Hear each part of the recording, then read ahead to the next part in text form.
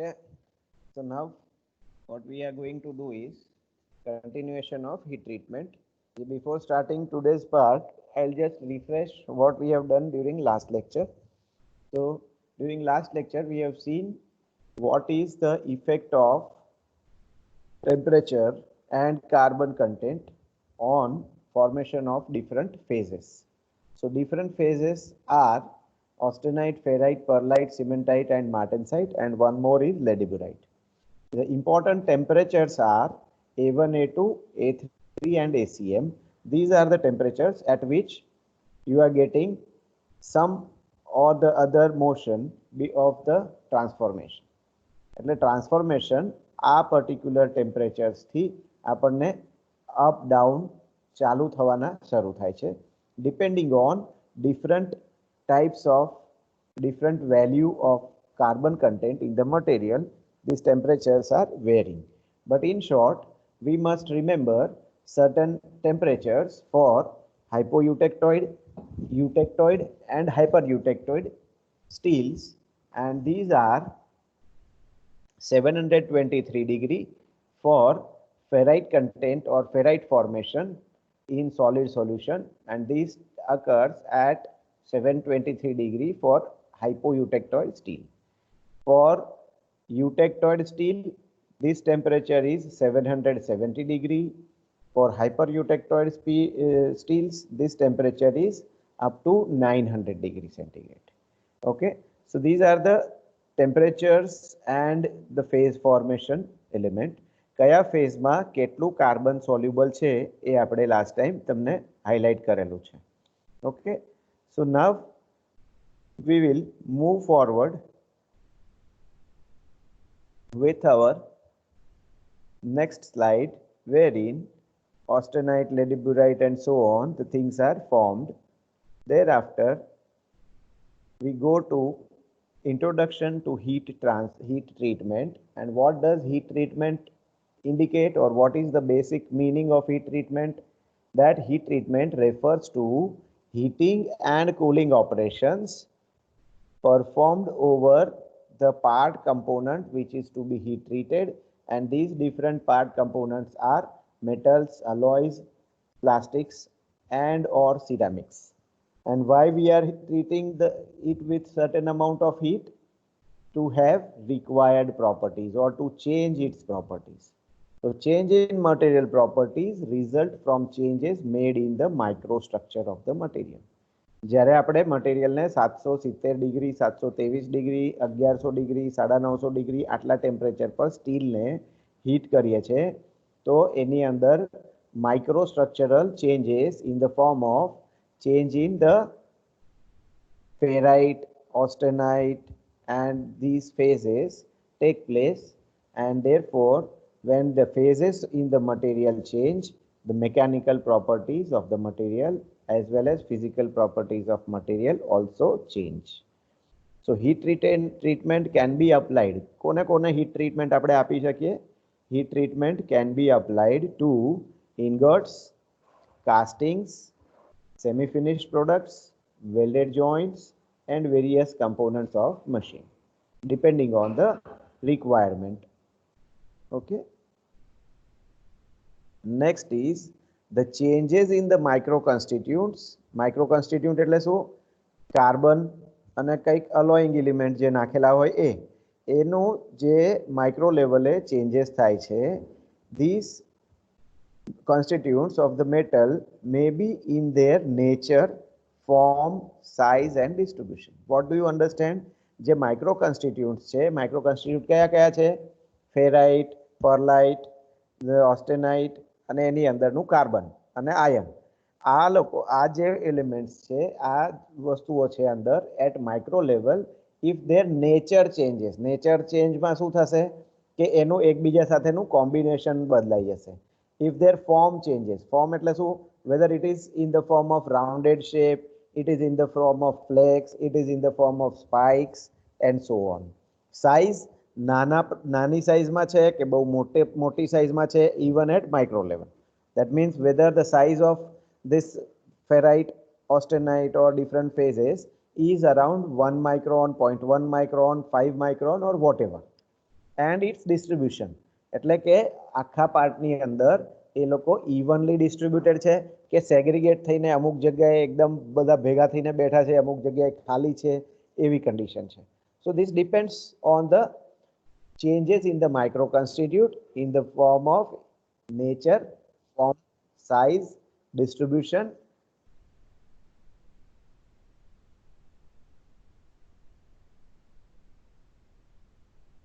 Okay. Then next is the changes in microconstituents control the change in physical and mechanical property. આ જે બધા changes થાય છે એ changes control કોણ કરે છે? cooling rate. It depends on the cooling rate and heating rate. બંને કયા ટેમ્પરેચર પર આપણે લઈ ગયા ત્યાંથી એને કુલિંગ કઈ રીતે કર્યું એના પર આ ડિપેન્ડ કરે છે કે આ અંદરની વસ્તુઓ કઈ રીતે રીઅરેન્જ થશે. Second, due to this what is the effect? The change in microconstituents control the change in physical and mechanical properties of heat treated metal specimen. During heat treatment, a metal is heated to a definite temperature followed by cooling at a substantial rate to make changes in the micro constituents of the metal. Substantial rate એટલે or suitable rate એટલે શું? કોઈકને આપણે એકદમ ગરમ કરીને પાણીમાં નાખી દઈએ તો એને કહેવાય quenching effect. જે અવાજ આવે ને ચર કરીને, that is quenching effect. કોઈક વાર આપણે શું કરીએ છીએ કે બહુ હાઈ ટેમ્પરેચર પર લઈ જઈએ અને એને ધીમે ધીમે ધીમે ધીમે ઠંડુ કરીએ. ધીમે ઠંડુ કરવું એટલે એમાં બે મેથડ છે. એક either you put it air, natural air cooling, and another is you put it in A furnace કે જેનું ટેમ્પરેચર 500 ડિગ્રી 600 ડિગ્રી હોય. સમજો 700 ડિગ્રી ટેમ્પરેચર 800 ડિગ્રી ટેમ્પરેચરે આપણે મેટલને હીટ કર્યું છે, પછી એને લઈને આપણે ફર્નેસમાં મૂકી દઈએ જેનું ટેમ્પરેચર દર 2 મિનિટે 1 ડિગ્રી ઓછું થાય છે કે દર મિનિટે 5 ડિગ્રી ઓછું થાય છે. તો શું થયું કે મટીરિયલનું બી ટેમ્પરેચર એના પ્રમાણમાં ઓછું થતું રહેશે. So this is called as furnace cooling. And third is you give forced cooling by giving large amount of air on it. So there are three types of cooling. One is quenching, direct પાણીમાં અથવા ઓઇલમાં આપણે એને નાખી દઈએ જે temperature બહુ fast down લાવશે કે 900 ડિગ્રીથી 2-3 મિનિટની અંદર સીધું 200 ડિગ્રી આવી જશે, એટલું ફાસ્ટ કુલિંગ થઈ જશે ક્વેન્ચિંગમાં. બીજું છે કે આપણે સ્ટીલ જે રેડ હોટ થયું હોય એને હવામાં મૂકી દેવાનું છે, that is air cooling, normal natural air cooling. એની અંદર એને અડધો કલાક પોણી કલાક જેટલો ટાઈમ લાગતો હશે નેચરલ કુલિંગમાં એ ટાઈમ લેશે. our important temperatures are highest heat temperature and 400 to 500 degree temperature. 400 ડિગ્રીથી પછી સ્ટીલને તમે પાણીમાં નાખી દો તો બી એમાં બહુ મોટો ફરક નથી પડતો. એટલે આપણી માટે ઇમ્પોર્ટન્ટ ટેમ્પરેચર્સ કયા છે? આઈધર 770 ડિગ્રી, 950 ડિગ્રી ઓર 1100 ડિગ્રી સેન્ટીગ્રેડ, અને કુલિંગ માટે 400 ડિગ્રી લોઅર સાઈડ. એટલે અપર સાઈડ પર આપણી પાસે ત્રણ ઇમ્પોર્ટન્ટ ટેમ્પરેચર છે, 723, 770 and 1100. લોઅર સાઈડ પર આપણી પાસે એક જ ટેમ્પરેચર છે, that is around 350 to 400 degree centigrade. Okay, so whenever we want to cool the material we have to consider the cooling from 700, 770 or 1100 to 350 or 400. આટલો જે cooling છે આ કુલિંગ રેટ જ આપણે કંટ્રોલ કરવાનો, તો જેનાથી આપણને required micro constituent micro structure property મળી જાય છે. Okay,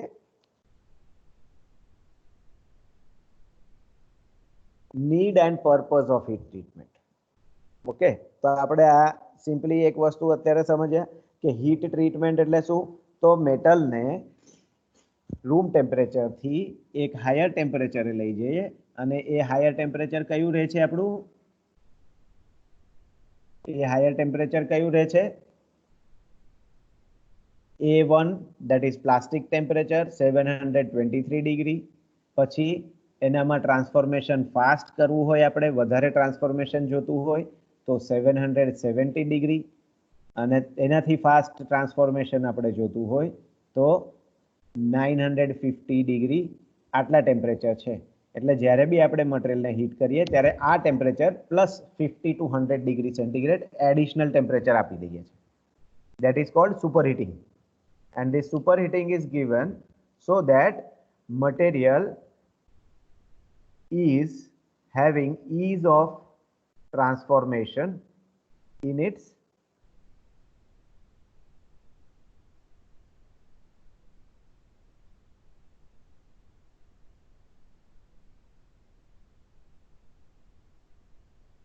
changes at microstructure or microconstituent level.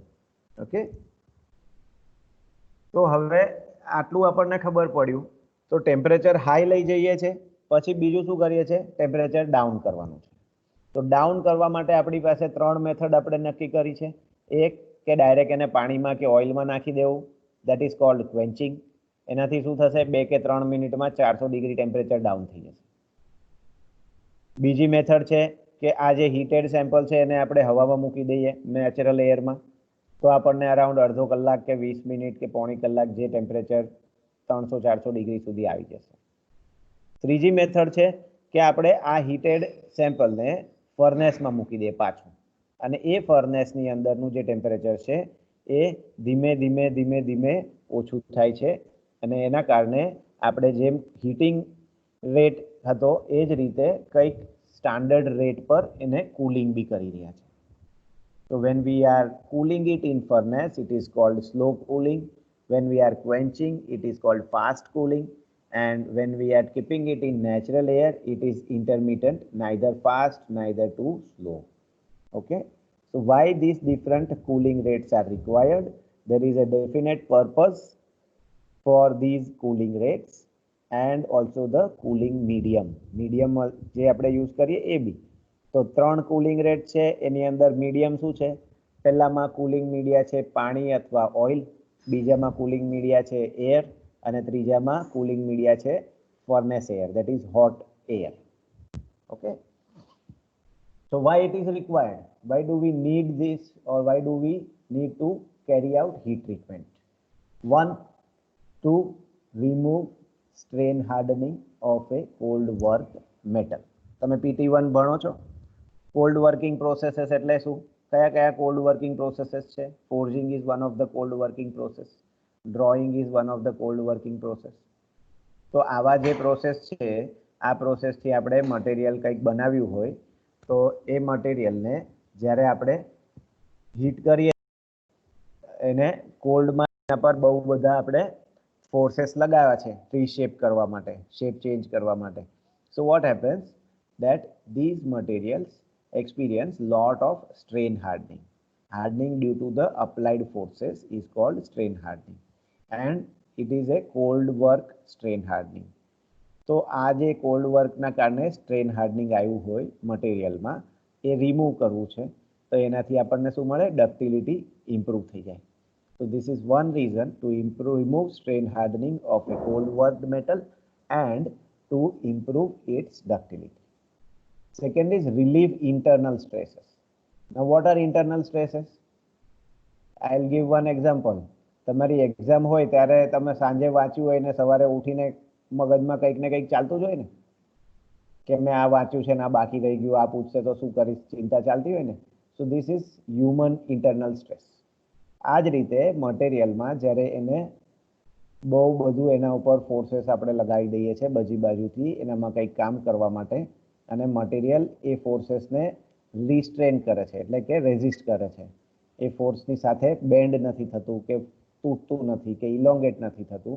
તો એ બધા ફોર્सेस ક્યાં ગયા? એ બધા ફોર્सेस મટીરિયલે પોતાની અંદર એબ્ઝોર્બ કરી રાખ્યા. હવે એ એબ્ઝોર્બ કરેલા જે ફોર્सेस છે એના કારણે મટીરિયલમાં શું ડેવલપ થાય? internal stresses. So heat treatment is necessary for relieving such internal stresses which are set up during cold working, casting process, welding process and hot working processes. Okay.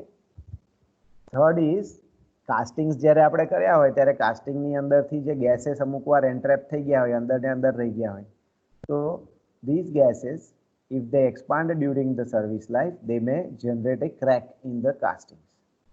So to remove these gases, metals are heated to a temperature around 1050 degrees centigrade, so that these gases get an escape path. એમને બહાર નીકળવા માટેની જગ્યા મળી જાય છે. This will soften the metal and also improve the machinability.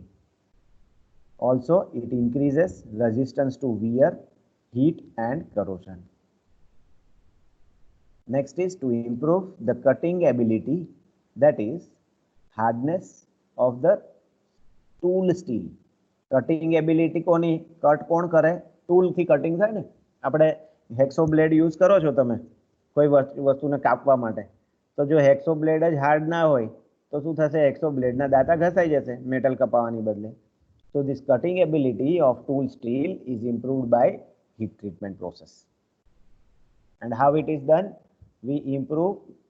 We change the microstructure, and this change is called as improvement of grain structure after hot working a metal and to remove effects of previously performed heat treatment operations. એટલે કોઈએ આગળ બીજું કંઈ heat treatment કરી હોય તો material hard થઈ ગયું છે, હવે તમારે એના પર ફરી કંઈક કામ કરવું છે તો તમારે એને સોફ્ટ કરવું પડશે, અને એ સોફ્ટ ડક્ટાઇલ બને તો તમે એનો ફરીથી શેપ સાઇઝ જે તમારે જોતું હોય એ ચેન્જ કરો અને ફરી પાછી હીટ ટ્રીટમેન્ટ કરો એટલે તમને ફરી પાછું હાર્ડ મળી જાય. So this is a cycle that is being used in industry. Need and purpose, again we continue with few more points. To refine grain structure after hot working of a metal, to soften and improve the toughness of high carbon steel material, to produce a single phase alloy in stainless steel and to produce a hard wear resistant case on tough core of the steel part. એટલે શું કે stainless સ્ટીલની અંદર કે કોઈ બી મટીરિયલની અંદર multiple ફેઝેસ હોય છે, તો એ મલ્ટિપલ ફેઝેસમાંથી આપણે એક જ ફેઝ રાખવો છે, બીજા બધા ફેઝને બાદ કરી દેવા છે. એવું કરવું હોય ત્યારે બી આપણે હીટ ટ્રીટમેન્ટ કરવી પડે છે. You should take down these notes simultaneously, as these are some of the points that may be asked for. Why heat treatment is required, what are the changes that occur during heat treatment, what is used for, suppose for example there may be a fill in the blank, single phase alloys in stainless steel are produced by heat treatment, or heat treatment produces a stainless steel with dash phase alloy, that is single phase alloy. Such things may be asked or should be remembered. Hardened non-ferrous metals and alloys, especially aluminum alloys, એટલે hardening કરવા માટે બી use થાય છે. તો આપણી પાસે, now just I'll try to demonstrate with a diagram, although it would not be so good, but still try to understand the things. The important part is, so this is time and this is temperature in degree centigrade. We are at room temperature. This is RT, room temperature. હવે કોઈ મટીરિયલને આપણે heat કરીએ છીએ ઉપર લઈએ, so this is 900 degree centigrade. Okay, so now what are the different things that can be done from here, from 900 degree centigrade? અહીંયા આપણે આને હીટિંગ કર્યું, so this is called as rate of heating.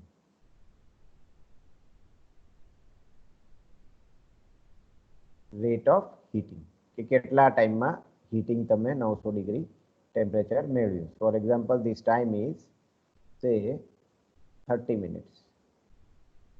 So what you are doing, you are heating the material from say room temperature of 40 degree to 900 degree in how much time?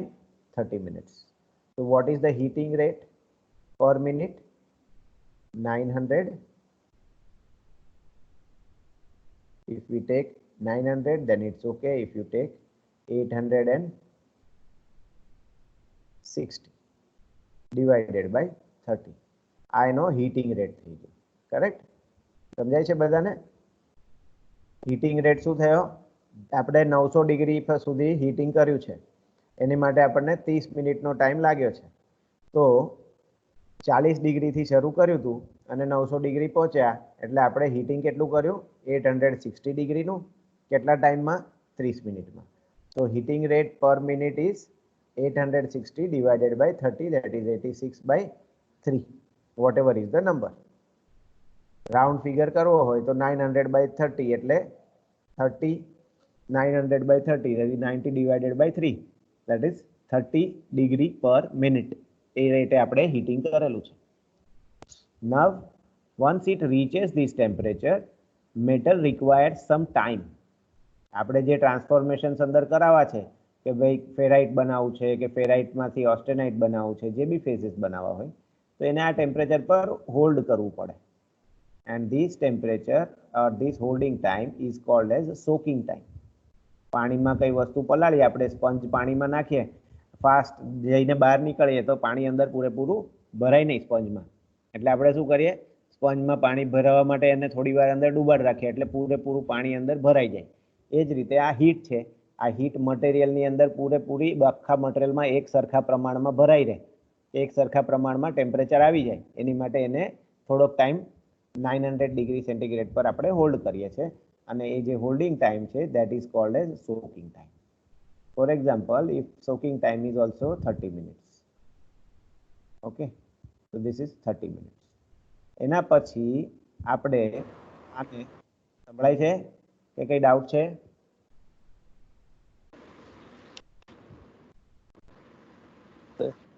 બોલો, કઈ doubt છે? No, sir.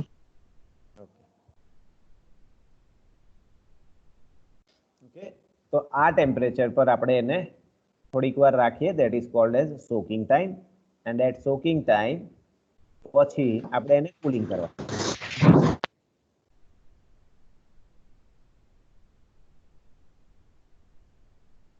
સોકિંગ time પછી આપણે એને cooling કરવાનું છે. Sir ઉપરના ડાયાગ્રામમાં 900 છે, નીચે 360 860 કેમ લીધા? 40 ડિગ્રી થી શરૂ કર્યું છે ને, 0 થી નથી શરૂ કર્યું. આ હીટિંગ ટેમ્પરેચર થી કરીએ છીએ ને આપણે, એટલે રૂમ ટેમ્પરેચર 40 ડિગ્રી એઝ્યુમ કરીએ છીએ, તો હીટિંગ કેટલેથી કેટલે થયું? 40 થી 900 થયું ને. Yes sir. ટેમ્પરેચર 30 મિનિટમાં કેટલું વધ્યું? 900 ડિગ્રી થઈ ગયું, પણ 0 થી 900 નથી થયું. 900 માઇનસ 40 જેટલું ટેમ્પરેચર આપણે અચીવ કર્યું છે, that is 860, અને એના માટે ટાઈમ જોઈએ 30 મિનિટ, રાઈટ? અહીં સુધી ઓકે બધાને? thereafter soaking time. Why soaking time is applied?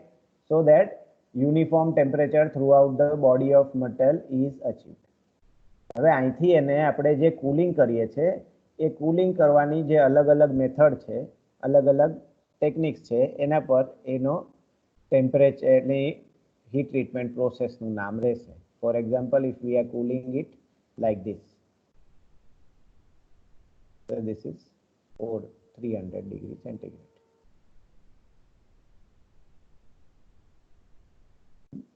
Or if we are cooling like this, it is again 40 degree centigrade room temperature. તો આ રીતે જે કુલિંગ કરવામાં આવે આને કહીએ છીએ આપણે furnace cooling, and this will give one type of process of heat treatment that is called as annealing process. સમજાયું? હીટિંગ રેટ કરતા કુલિંગ રેટ કેટલો ધીમો છે? this time may be 2 hours or 3 hours, that is 120 minutes or 150 minutes, because it is being done in furnace. Lal line થી જે આપણે કર્યું એ furnace cooling છે.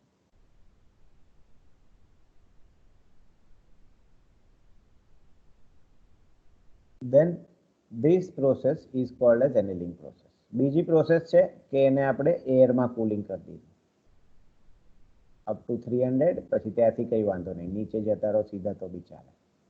So this is another process, and this process is called as normalizing process, N, અને નામ આપી દીધું N, normalizing. આગળ જતા આવશે આ બી, don't worry, but just to make you understand, there are 3-4 different processes.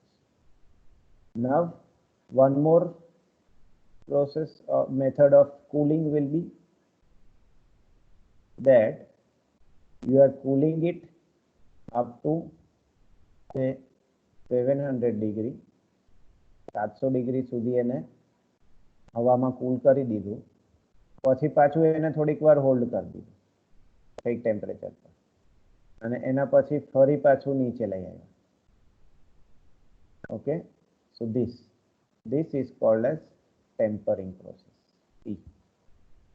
This is called as tempering process. એટલે શું થાય કે આપણે એને 700 750 પર જ્યારે ફરીથી ઊભું રાખીએ છીએ ત્યારે એને ટ્રાન્સફોર્મેશન માટે ફરીથી ટાઈમ આપીએ છીએ. ઓકે, જેમ તમને રિસેસનો ટાઈમ મળે તો તમે બધા શું કરો, ચાલુ કોલેજ હોય ત્યારે એકબીજા સાથે વાત કરો ને, મસ્તી વાત જે બી કરતા હોય છે, means you are intermixing with each other, you are having some discussion, you are having some energy transfer, you are having ધક્કાબુક્કી, તમે ધક્કા મારો એકબીજાને એટલે શું થયું, એનર્જી ટ્રાન્સફર થઈ ને, જે વધારે તાકાતવાળો હોય એ ઓછાવાળાને ધકેલી દે. તો એવું બધું મેટલમાં એટમિક લેવલે થતું હોય છે. તો ધીસ ઇઝ ટેમ્પરિંગ પ્રોસેસ. અને ત્રીજું, નેક્સ્ટ ચોથું જે છે કે જેની અંદર આપણે અહીંથી એને એકદમ ફાસ્ટ નીચે લાવીએ. આટલું ફાસ્ટ તો 0 ટાઈમમાં તો નથી આવતું, પણ બહુ ઓછો ટાઈમ જોઈએ છે. For example, this time is only 5 minutes maximum, 5 minutes. કે 400 ડિગ્રી ટેમ્પરેચરે તમે 300-400 ડિગ્રી ટેમ્પરેચરે તો 3-4 મિનિટમાં જ પહોંચી જાઓ છો. તો this is called as quenching process. અને આ ક્વેન્ચિંગમાં આપણે જનરલી હાર્ડનિંગ થાય છે, મેટલમાં શું થાય છે, હાર્ડનિંગ થાય છે. ઓકે, તો આપણે 4 અલગ અલગ પ્રોસેસ કયા જોયા, A for apple or A for annealing, then N for normalizing, પછી T for tempering અને H for hardening. જ્યારે ફર્નેસમાં કુલિંગ કરીએ તો એનેલિંગ થાય, નેચરલ કુલિંગ કરીએ તો નેચરલ એટલે નોર્મલાઇઝિંગ થાય. નેચરલ કુલિંગ કરતા અને ફર્નેસ કુલિંગથી થોડુંક, ફર્નેસ કુલિંગથી ફાસ્ટ અને નેચરલથી ધીમું એવું કુલિંગ કરીને વચ્ચે એક હોલ્ડ પોઈન્ટ આપી દઈએ 700 ડિગ્રી પર, અને થોડોક ટાઈમ એને ત્યાં ફરી રમવા દઈએ. જેમ કે ચાલુ લેક્ચરમાં વચ્ચે અમુક ટીચર એવું કે સારું ચાલો 5 મિનિટ તમારે જે કરવું હોય કરી લો, તો આપણે ફરી પાછા રિલેક્સ થવા માટે વાતો કરવા માંડીએ અને એકબીજાની મસ્તી કરવા માંડીએ. That is over here. તો એ કહેવાય tempering process. what do we get when we have this relaxing activity? We get refreshed. ફરી પાછા બીજું કંઈક ભણાવવા માટે તો કે સારું ચલો હવે મજા આવશે, 5 મિનિટ મસ્તી કરી લીધી ને હવે ફરી ભણવા માંડીએ. તો we get refreshed, and this refreshed means you are improving strength, improving toughness. આ જે રિફ્રેશિંગ એક્ટિવિટી થાય છે 770 ડિગ્રી પર જેને ટાઈમ આપીએ છીએ, તો એનાથી શું થાય, મેટલની અંદર ટફનેસ અને સ્ટ્રેન્થ વધી જાય. Therefore, tempering is a strength and toughness improving heat treatment process. Annealing is a ductility improving heat treatment process. Normalizing is the stress relieving, કે જે સ્ટ્રેસીસ અંદર ડેવલપ થયા હોય એ કાઢી નાખવા, બાકી મટીરિયલ જેવું છે એવું ને એવું રાખવું. અને hardening is a process where material is being hardened either completely or at surface level.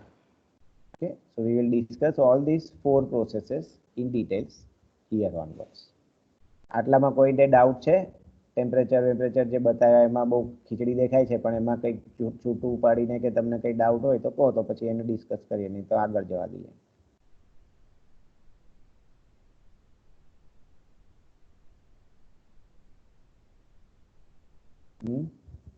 No doubt? બધા હોશિયાર છે? ખબર પડી ગઈ?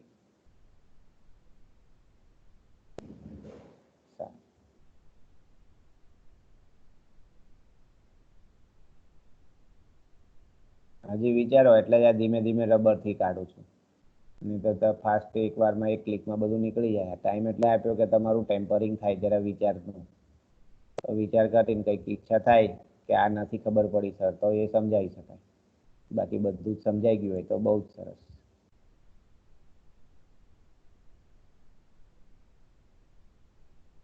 Okay, so now what is the principle of heat treatment? Principle of heat treatment is that when an alloy is heated above a certain temperature, it undergoes a structural adjustment. Structural adjustment એટલે આપણે એક જગ્યાએ અડધો કલાક બેઠા હોય પછી જરાક ઢીલ મળે તો શું કરીએ, જગ્યા પરથી ઊભા થઈને હાથ પગ વાંકા ચૂકા કરી લઈએ છીએ. અત્યારે તમે એક એક દોઢ દોઢ કલાક 2 કલાક એકની એક જગ્યાએ બેઠા હોય તો થોડી વાર પછી શું કરો, મોબાઈલ હાથમાં લઈને થોડુંક ચાલી લો છો.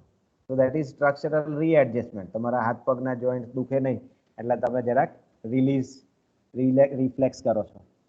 And adjustment or stabilization when cooled to a room temperature. High temperature પર લઈ જવાનું અને એને જ્યારે કુલિંગ કરીએ ત્યારે એની અંદરના જે માઇક્રો કોન્સ્ટિટ્યુન્ટ છે એ પોતાની પોઝિશન બદલીને રીએડજસ્ટ થાય છે. And during this readjustment, due to this readjustment, what we get? We get changes in the microstructure, we get changes in the mechanical properties, and we get changes in the physical properties. So what plays an important role? Cooling rates. Cooling rate plays an important role in operation. કારણ શું? Cooling rate કેમ important છે? કારણ જે cooling થતું હોય એ time છે. કુલિંગનો rate એટલે શું થયું? અહીંથી આપણે આમ નીચે લાવીએ તો આમ લઈ આવીએ, આમ લાંબુ થઈએ, કાં તો આમ ધીમે ધીમે લઈ જઈએ, તો આ શું થયું કે આપણને અહીંથી 400 ડિગ્રી ટેમ્પરેચર જ લાવવું છે, પણ અહીંયા આગળ કેટલો ટાઈમ મળે છે? 2-5 મિનિટ. અહીંયા કેટલો મળે છે? તો કે 40 મિનિટ. અને આ રીતે જાઓ દૂર દૂર દૂર તો ટાઈમ તમને 1.5 કલાક જેટલો મળી જાય કે 2 કલાક જેટલો મળી જાય. તો એ જે ટાઈમ છે એ ટાઈમ કોના માટેનો છે?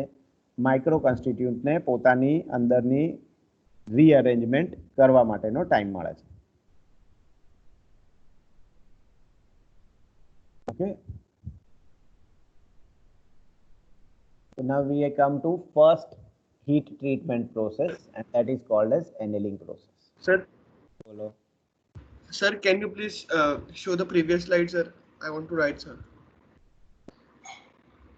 Thank you, sir.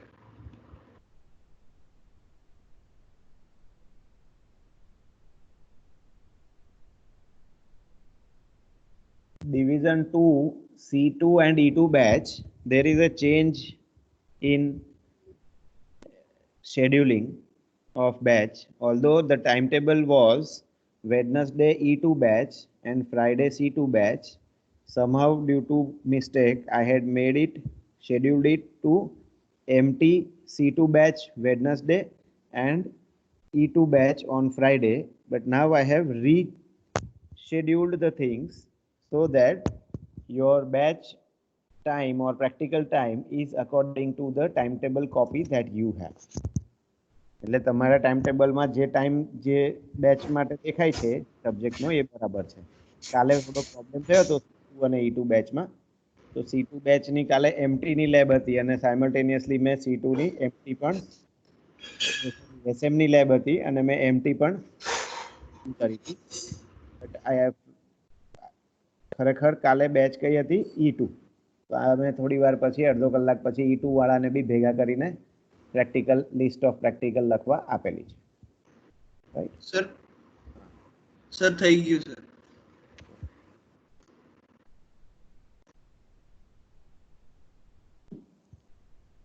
What is annealing process? It is a kind of heat treatment after which a metal or alloy acquires a structure close to the equilibrium. What is equilibrium? જે સૌથી સારું easily without any internal stresses or cold work, hard work ના strain stress અંદર ના હોય એવી કન્ડિશનમાં જે મટીરિયલ હોય એને ઇક્વિલિબ્રિયમમાં કહીએ છીએ. It is also called as fully keeled steel. It is also called as fully keeled steel. એનો મીનિંગ કે અંદર કોઈ જાતના રેસિડ્યુઅલ સ્ટ્રેસીસ, ઇન્ટરનલ સ્ટ્રેસીસ અથવા તો સ્ટ્રેન હાર્ડનિંગ કે કંઈ જ નથી. એકદમ મસ્ત સરસ મટીરિયલ છે, જેમાં આપણે જેને કહીએ ને કે અમૂલ બટર મટીરિયલ છે કે એની અંદર તમે ક્યાંયથી બી કાપો તો એક સરખું જ નીકળે.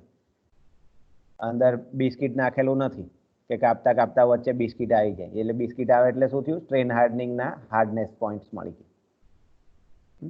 A material is exposed to the elevated temperature for an extended time period and then slowly cooled. Okay, તો આ extended period એટલે શું? Extended period અહીંયા લખ્યું છે. Material is exposed to high temperature or elevated temperature for an extended period. What is this extended period called? આપણે હમણાં આની પહેલા મેં જેમ ગ્રાફ બનાવીને બતાવ્યો એમાં એક્સટેન્ડેડ પીરિયડ એટલે શું? થોડી વાર માટે બ્રેક. શેનો બ્રેક? તમને બ્રેક જોઈએ છે કે મટીરિयल ને બ્રેક? મટીરિयल. એને બ્રેક ના કહેવાય ભાઈ. ઉપર મેં ટાઈમ લખ્યો હતો ને, હોલ્ડ ટાઈમ ઓર સોકિંગ ટાઈમ લખ્યું હતું. ખ્યાલ આવ્યો? સોકિંગ. સોકિંગ કેમ કરવાનું? આપણે પાણી શોષાવવું હોય સ્પંજમાં, તો સ્પંજને આમ અડાડીને ઉપાડી લઈએ તો તરત પાણી શોષાઈ જાય, કે થોડીક વાર મૂકી રાખીએ તો પાણી શોષાઈ જાય? થોડી વાર મૂકી રાખીએ તો પાણી શોષાય ને. ટાઈમ મળે એને પાણીને અંદર જવા માટેનો અને સ્પંજને પાણી ખેંચવા માટેનો, બંને. Okay, so that is called as soaking time.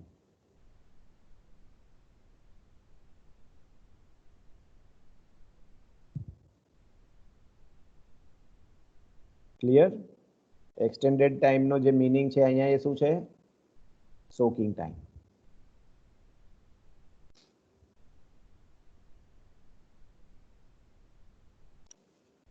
Now this annealing process is again classified into three groups. Annealing process is again classified into three different groups based on how and where and what is the purpose of annealing process. So annealing is carried out for what? One, stress relieving, increasing softness, ductility and toughness, and or to produce a specific type of microstructure. માઇક્રોસ્ટ્રક્ચરના ફોટા આપણે બતાવીશું ત્યારે તમને ખ્યાલ આવશે કે microstructure એટલે શું વસ્તુ છે.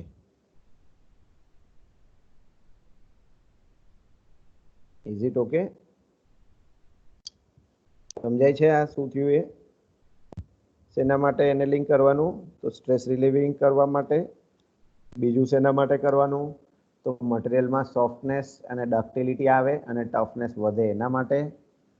અને ત્રીજું તો સ્પેસિફિક ટાઈપનું માઇક્રોસ્ટ્રક્ચર મટીરિયલમાં જનરેટ કે ડેવલપ કરી શકાય એના માટે. Okay, now what are the steps in annealing process?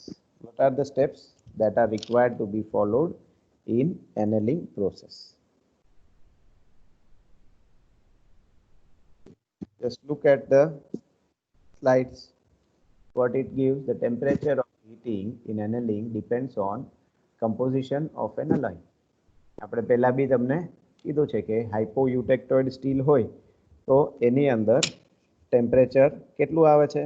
હાઇપોયુટેક્ટોઇડમાં 723.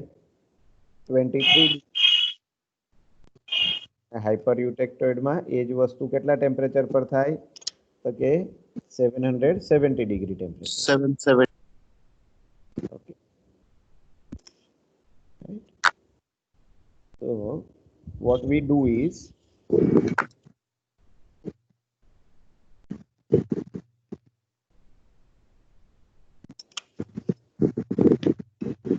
we are heating it at a certain temperature, and that temperature is called as critical temperature, at which the transformation taking place. અને એ transfer શેના માટે કરવાનું છે?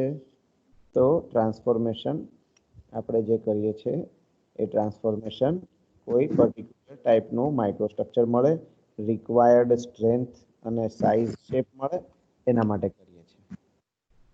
Okay,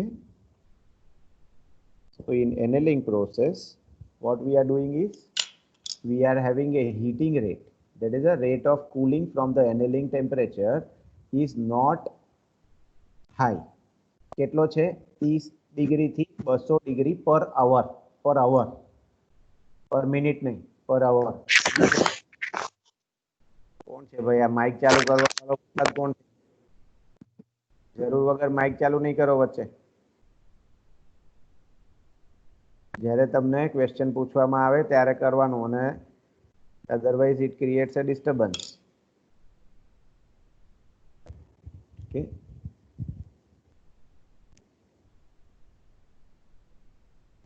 right.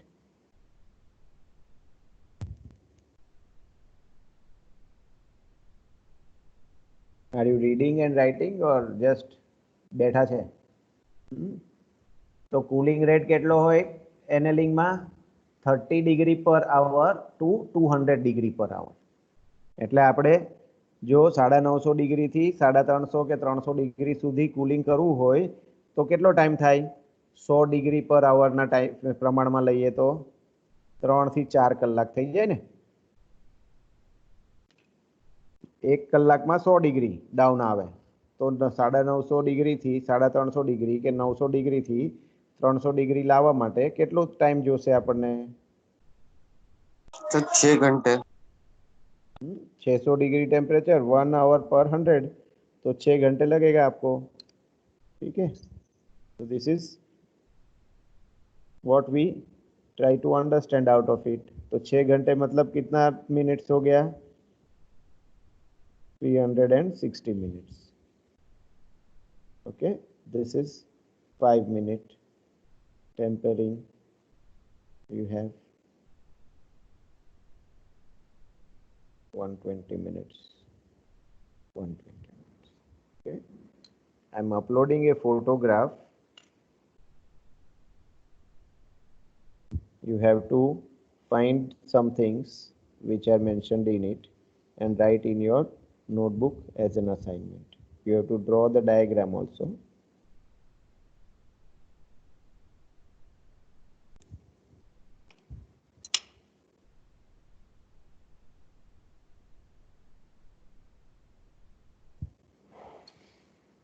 Okay. So what is the next? There are variety of annealing heat treatments possible. These are characteristics. These are the characteristics by the change that are induced, which may be many times are microstructural changes and responsible for alteration of mechanical and physical properties.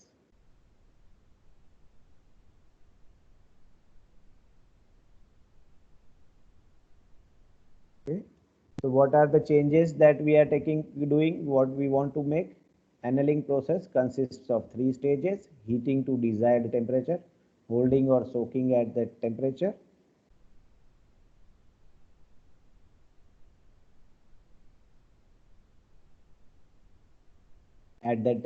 and cooling, usually to room temperature. Okay, these are the 3 stages when we are talking of annealing process. So based on what things we are doing, what particular methods we are using, annealing is of 3 types. One is full annealing, second is half annealing. Half ને full થાય પછી half થવું જોઈએ ને, કે ના થવું જોઈએ? One is full annealing, second is process annealing. Okay, we'll discuss full annealing and process annealing next time. What is formed, how the microstructures look like, will also be discussed during next.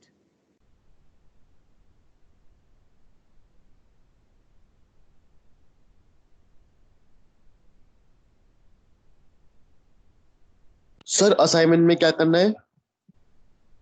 Assignment નહીં, એ તો હું હમણાં તમને એક file share કરું છું, એમાંથી તમને આ ગ્રાફ ખબર પડશે. આજે આપણે ગ્રાફ જોઈએ ને, હમણાં જે તમને મેં રફ બનાવીને બતાવ્યો ને ગ્રાફ, રફ ગ્રાફ બનાવ્યો તો ને હમણાં તમને મેં આ પીપીટીમાં, એ જ ગ્રાફ મેં પેન પેન્સિલથી દોરીને હું તમને શેર કરું છું હમણાં, અને એની અંદર તમારે શું શોધવાનું છે એ હું ચેટ બોક્સમાં લખી દઉં છું. ક્લિયર? ખબર પડી ગઈ શું કહું છું એ? Okay sir. Yes sir. Sir submit ક્યારે કરવાનું છે? નેક્સ્ટ લેક્ચર વખતે સબમિટ કરી દેવાની. તમારે કરીને રાખવાની જર્નલ પેजेसમાં. આપણે જ્યારે ખુલશે ત્યારે આ બધું જોશે. ઓકે પર સર જર્નલ પેજીસ છે જ નહીં. કયા ગામ રહે છે તું ભાઈ? બરોડામાં રહે છે કે બહાર રહે છે? સર બરોડામાં જ છું. તો જર્નલ પેજ પોલિટેકનિક ના નામ મળે તો કઈ વાંધો નહીં. તમારે પોલિટેકનિક સિવાયના કોઈ બી XYZ મળતા હોય એ લઈ લેવાના, બ્લેન્ક લઈ લેવાના. સાદા પ્રોજેક્ટ પેપર પર લખી દેશું ચાલશે ને? A4 સાઇઝના 1 સાઇડેડ પેપર નવનીતના બહુ બધી મળે જ છે રેડી. એ આપણે Okay, લઈ sir. લેવાના છે અને એને થી જ લખવાનું છે એના પર. સર તમે ટેકનોલોજી કોલેજની આજુબાજુ રહેતા હશો તો તમને ત્યાં બી મળી જશે. સંજય, Okay. સર હા હેલો બોલ ને, બોલ સર બોલ. સર હું નોટબુકમાં લખું તો સર ચાલે નહીં સર, કેમ કે છે ને અમારે અહીંયા જામનગરમાં ટાઉનશીપમાંથી કોઈને બહાર નીકળવા નહીં દેતા સર. હા તો અને અસાઇનમેન્ટ વાળું તમે એક સ્પેશિયલ નોટબુક બનાવી દેવાની. એક નોટબુક એક અસાઇનમેન્ટ માટે નાની નોટબુક હોય ને એમાં લખી દેવાનું, ચાલશે. Okay sir, thank you sir.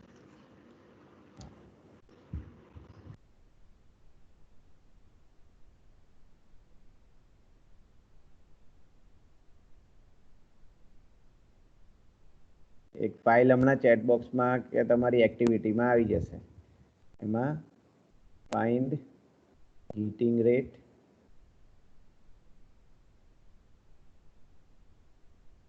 find cooling rate in all 4 cases.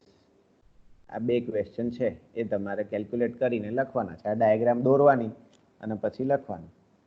Weather it is understood?